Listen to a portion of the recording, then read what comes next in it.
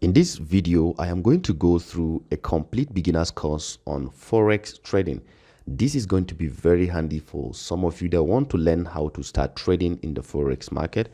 Everything I'm going to teach in this course is beginner related. So after watching and learning everything in this beginner's course, you'll be very okay and good to start taking trade in the Forex market. Now, I also have like a course outline to guide us. I will make it like a playlist on this particular video. This is the introductory part of this video, and there are many other things that are beginner and core basics of trading in the Forex market. I'm going to teach you that. Right here we have introduction to Forex. We have how to place trades in the Forex market. We have Forex pips. I'm going to teach you all this. Forex lot size, best currency PS for beginners, bid and ask price, Forex sessions, how to calculate stop loss take profit, candlesticks, introduction to technical analysis. All these are beginner related. So I have made this like a complete playlist. You're going to find it on this playlist. You will find every single video after this one. So let's get back to our slide, and then I'm going to show you everything you need to know about the foreign exchange market. And trust me, after going through this course, you'll be very okay to start trading a demo account in the foreign exchange market. So let's start by defining what is Forex.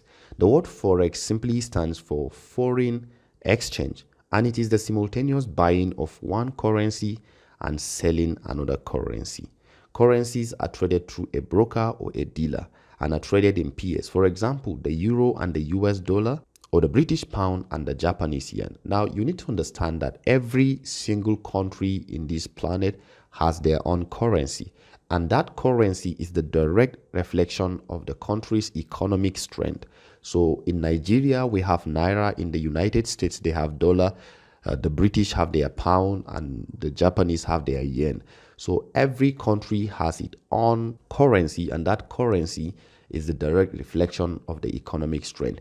Of course, if you have ever traveled to another country and you went to the foreign exchange stand to exchange your country's currency for that country's currency, you have actually participated in foreign exchange, because what you're doing is simply exchanging one currency for another. And you cannot trade in the foreign exchange market with just one currency. You have to trade it in pairs, because if you are giving euro to collect dollar, you're actually trading in pair. Or if you're collecting dollar to give euro, or if you are giving dollar to collect euro, it is all the same. You're actually trading in pairs. For instance, an American traveling to Europe or a Nigerian traveling to Ghana and vice versa, there arises a need to change your currency to be able to operate financially in the other's economy. And this is true, because if I travel to Ghana with Naira, I wouldn't be able to transact because Naira is not a legal tender in Ghana.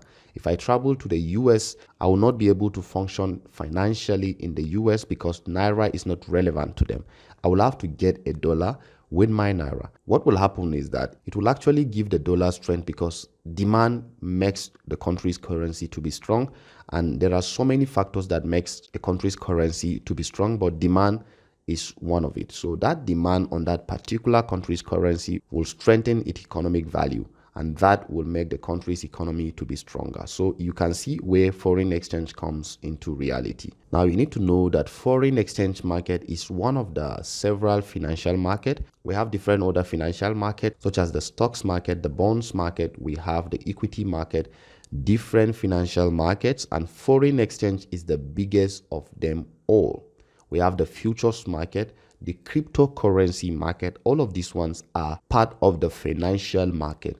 So you can see this is a chart that is showing you how strong the foreign exchange is. It has a daily trading volume of $5.3 trillion, if not even more than that. This is more than 5 to 6 times the biggest stock exchange market, that is the New York Stock Exchange market. So you can see the foreign exchange market is the most traded financial market in the whole world. So I'm going to introduce you to that and how I will pick you through everything you need to know about the foreign exchange market. Make sure you stay to the end and subscribe to this channel in order to learn everything about Forex. This is a theoretical aspect of this course. I'm going to go through every practical aspect so you can get the best part of this particular course. The next one is the history of Forex. I decided to just give you a brief history of why Forex. Okay, history has it that at the end of the World War II, the whole world was experiencing so much chaos, such that the major Western governments felt the need to create a system to stabilize the global economy, known as the Bretton Woods system. So after the World War II, there was so much chaos in the world. Now the world and the Western government have to come together and come to an agreement. That was the Bretton Woods system when this initiative began. The agreement set the exchange rate of all currencies against gold, because gold is one of the most valuable minerals, and every country's exchange rate was set against the gold. This singular act stabilized the exchange rates for a while. But as the major economies of the world started to change and grow at different speeds, the rules of the system soon became obsolete and limiting. Now, what happened after that? Soon enough, come the 1971, the Bretton Woods Agreement was abolished and replaced by different currencies valuation system, with the United States in the pilot seat. The currency market evolved to a free-floating one where exchange rates were determined by supply and demand. You see what I'm saying? Now, let me give you this practical illustration. Nigeria is a petrodollar country. That means a country that exports crudes, that is crude oil. So if the United States is coming to Nigeria to buy crude oil, they will definitely need Naira to buy it, because the United States dollar is not a legal tender in Nigeria. So that demand on Naira will make Naira to increase in value, and the dollar will eventually depreciate, because your country has enough value that other countries are looking for. That country's currency will be in much demand, because every single person coming to buy crudes in Nigeria will need the Naira to transact and function really well. So that is why the Naira will strengthen in value, and then it will lessen the strength of those countries' currency. So this is basically what it is. With the United States in the pilot seat, the currency market evolved to a free floating one where exchange rates were determined by supply and demand. At first, it was difficult to determine fair exchange rate, but advances in technology and communication eventually made things easier. So guys, this is the theoretical aspect. Make sure you stay to the end, because you will need to know about this before you can start trading in the foreign exchange market. So what is traded in the foreign exchange market? The simple answer is money and their derivative. What is traded on the online forex trading platforms? You are obviously not buying anything physical if you trade in the forex market, and this can make forex trading really confusing to some people. Don't worry, because everything you're buying and selling is like the derivative of that country's currency. Okay, when we discuss on how to place trade in the foreign exchange market, you will get to know about this. It's just like the derivative of that currency. It is not the physical currency you are trading, you are actually trading the derivative of those currencies. So currency pairs, currency symbols always have 3 letters. The first 2 letters identify the name of the country, while the third letter identifies the name of that country's currency. Take New Zealand dollar, for example. You can see NZD, for instance. NZ stands for New Zealand, and while the D stands for dollar. Easy enough, right? The NZ stands for New Zealand, and then the D stands for dollar. Take the USD. The US stands for United States, and the D stands for dollar. Take the GBP. The GB stands for Great Britain, and then the P stands for pound. So this is basically the simplest way you can understand how currencies are symbolized. Now we have the symbols. You can see USD, Euro, you have the JPY, Japanese yen, Great Britain pound, Swiss franc, that is the symbol for Swiss franc. We have the country, we have the currency, the nickname. It also have a nickname. We have the US dollar as the buck, we have the euro as the fiber, we have the Japanese yen as the yen, we have the GBP as the cable, we have the Swiss franc as the Swizzy, okay? We have the Australian dollar as the Aussie, we have the New Zealand dollar as the Kiwi. So this is the major currencies that are traded in the foreign exchange market. Please don't forget about this. We have major currencies that are traded in the foreign exchange market, and we have just 1, 2, 3, 4, 5, 6, 7, 8 of them. They are not more than 8 that are traded with a heavy volume in the foreign exchange market. The next one is the major currency pairs. Now remember, I told you that you can only trade in pairs. This is the pairs. You can see all of them are paired with one another.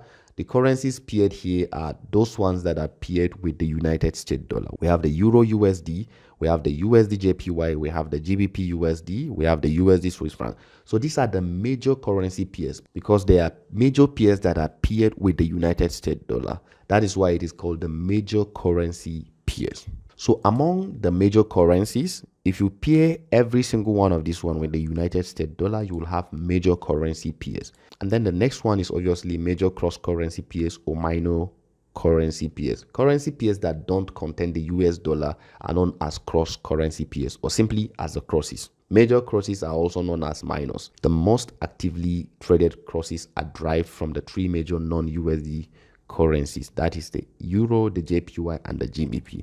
You're going to see all of them right here. You can see the euro, the yen, and then the pound. So these are the major crosses that you can see on your foreign exchange market. Even though trading these ones comes with a lot of risks, you will need to be careful and you need to learn a lot about it before you can trade those ones. Exotic pairs, depending on your forex broker, you may see the following exotic pairs. So these are currencies that are outside the ones I've mentioned. Keep in mind that these pairs aren't as heavily traded as the majors or the crosses, just like I told you. So the transaction costs associated with trading these pairs are usually bigger. I will talk to you about transaction costs. You can either pay through a spread. I will explain what a spread is for you in this same course, or you can pay through commission. So these are the exotic pairs. You can see them right here. So let's go to the next thing, the participants in the industry. So you will hear me talk about the institutions, the big players, the institutions who are also called the key players. You can see these are the two major players in the market, the institutions and the retail or non-commercial traders. I am a retail trader, you are a retail trader. In the crypto world, we call the institutions the whales. You can see the super banks, large commercial companies, governments, and central banks. So these are the major players because they come with heavy money. Block transactions are done by them. So you have to take notice of these guys. These are the major players in the market, and then somebody like you and me, the retail trader that is there to make a daily means, that is there to make a daily profit in the foreign exchange market. So forex broker, I will need to talk to you about the forex broker. The forex broker operates as a middleman between you and the market. Broker simply means somebody that is mediating a business agreement between two people. In order to find a buyer or a seller of currencies, you can go to a broker and they match you up with either a respective seller or a respective buyer. So this is the work of a broker. So this is basically the work of a broker. However, instead of them being middlemen between you and another buyer or seller, they are also the middleman between you and what is called a liquidity provider. What this means is that the broker will match up your trade with a liquidity provider such as a bank or another financial institution to take the other side of your trade. So most of these things are done with an advanced technology now online. Before it used to be physical. It takes time. You go to your broker and place your trade, and then your broker will look for a seller. 6 crucial things to consider when choosing a forex broker. Don't forget this, though I may later recommend a broker for you, but for now that you will be starting, you will just need to start with any broker. I will recommend the ones you can open a demo account, but when you start to trade in the foreign exchange market, I will eventually share some of the details with you. Now, I'll have a Telegram channel in the description of this video. You can join the Telegram channel. While you are learning, we'll be sharing signals together. I will be updating you on the trades I will be taking. You will also be updating me on the ones then we discuss together. Okay. Now you talk about security of that brokerage. Are they recognized? Have they registered with any regulatory body? You have to know about this. There are several regulatory bodies that they need to be registered with, okay, before you can select them as your broker. Transaction costs. I told you that you can pay either through a spread, that is the difference between the bid and ask price. I will discuss that subsequently. Then you can also pay through a commission. It depends on the broker you are using. You can talk about deposit and withdrawal. The most important aspect of trading is to make profit. And if you can only deposit easily and find it difficult to withdraw, then that is not a good broker. A good broker should be able to make withdrawal so easy for their clients. So you need to check their withdrawal reviews. How good are they? Trading platform. A good broker will provide their clients with a good and interactive platform to do analysis with enough technical tools. If your broker does not have that, you can avoid it. The most popular is actually MT4 and MT5. Then you can talk about TradingView. Execution. If your trade are not executed at that exact point, we call it a slippage in the market. It's not good. A good broker should be able to place and execute your order in that exact time you're executing trade. Customer service. How good are they in responding to their clients? If you cannot find them anytime you want to talk to them, I think it's a clear sign that they are not a good broker. So these are the things you must pay attention to if you're selecting a broker. Don't forget to check these things. If they don't have a good review about this, you should avoid them. So this is basically the theoretical part of everything you need to know about the foreign exchange market. It's just a brief explanation of everything you need to know. I will subsequently show you that. The next lesson will be on how to place trade in the foreign exchange market. We will start doing the practicals right now. And don't forget to join the Telegram channel. So I will stop this video from here. Thank you guys for watching. Make sure you turn the bell notification for the next video. And then if you're watching this and you have this suggestion video, just click on it and start watching from there. Thank you guys for watching. See you next time.